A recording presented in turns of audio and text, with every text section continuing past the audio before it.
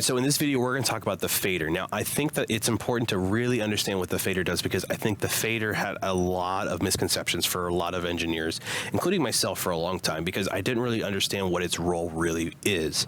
And the role of a fader is this. It is another attenuator. It's not a volume control in terms of if I need more volume of something, it's the first thing I grab.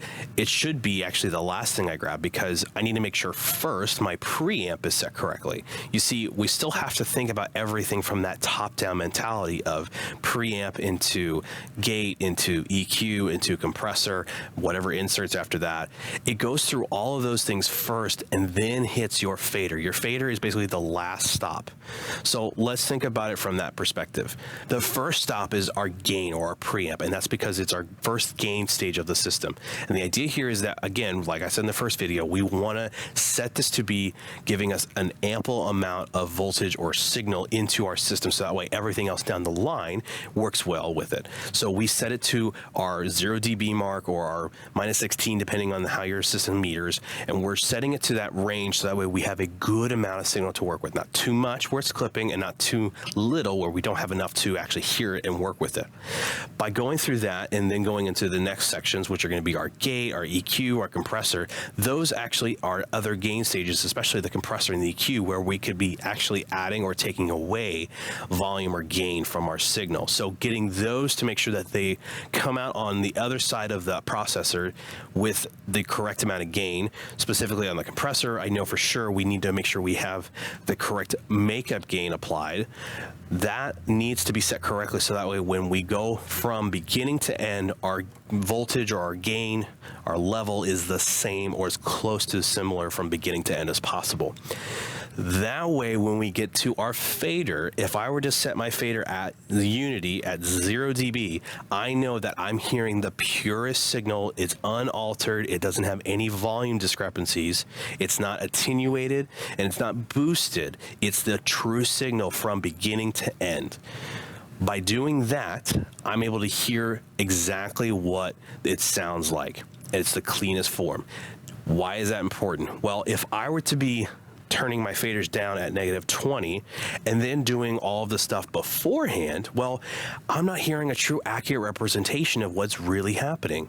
If I were to do the same thing with boosting at 10 dB, well, then I'm hearing an even louder version of everything, but it's not the true signal sound of what's happening.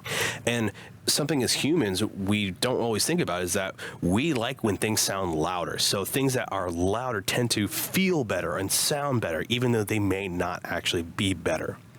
So when I start a mix, I try to get my signal level and my gain set correctly first. And at the same time, if I know that my system is gain structured correctly on the PA side of things, I can bring my fader up to 0 dB and know that I'm not going to have a super loud signal or super quiet signal if I've got my gain set correctly. So the fader then is this. It is an attenuator. It is designed to turn things mainly down, not up, mainly down, but it's got that extra 10 dB of boost past 0 or unity gain for when you need to feature something. That's the way I like to think of the faders. Okay, so let's look at the fader itself. So if you look at a fader here on the board, you can see that we have this nice little scale here where it goes from infinity to plus 10 dB.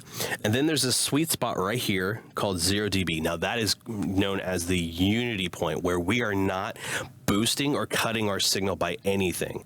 It's letting the signal pass through unaffected. Because again, a fader is an attenuator, and its whole design is to either cut the signal down, or if you needed to, boost it by 10 dB in this case we have on our board.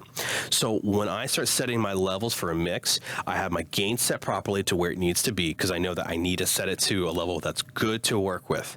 Then I process it, and then it comes to my fader, and I choose how much I want to hear it by. So by setting it to 0 dB on the board, or unity, I'm hearing it at its purest form. There's nothing affecting it. I can hear the signal as it sounds coming out of all that processing.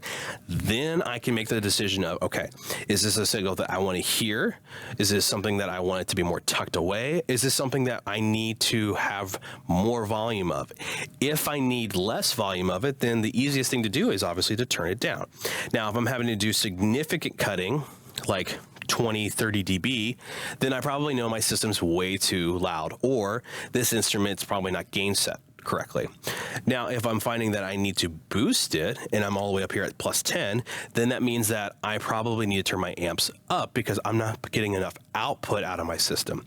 The idea is that you want sounds that you need to have at a consistent level in your mix at a place where you want to hear them consistently. Things like vocals, maybe your kick drum or your snare drum.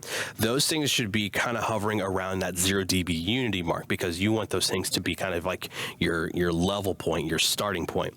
Anything else though that needs to go down or up, you've got that room around that 0 dB point where you can cut and boost.